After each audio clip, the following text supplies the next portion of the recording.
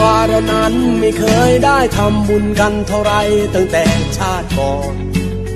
ที่ผ่านมาชาตินี้บุญนั้นมีเกลือหนุนนำให้เธอและฉันเราได้สุขสมใจ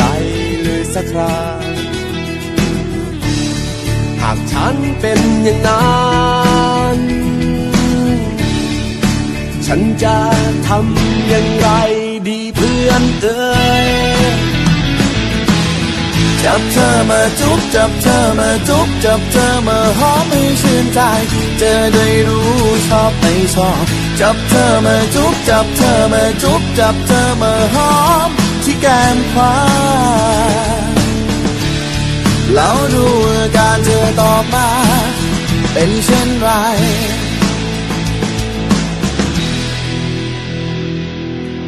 ไอ้นายก็พูดเหมือนในนิยายฉันก็ไม่รู้ต้องทำอย่างไรกับเรื่องจริงอย่าเลยอย่าเลยอย่าคิดแบบนั้นอย่าเลยอย่านะอย่าตัดสัมพันธ์ด่วนคิดมากไปคนเราจะหากมีใจให้กันจริงๆก็ต้องทำอย่างนี้จับเธอมาจุ๊บจับเธอมาจุ๊บจับเธอมาหอมที่แก้มซ้ายเราดูปฏิกิริยาจากเธอ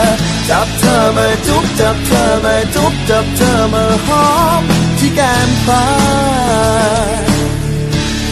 เราดูสัญญาณเธอต่อมาเธอจะโดนด่ามาเจ้ากันไปไม่ต้องไปคิดอารมณ์อะไร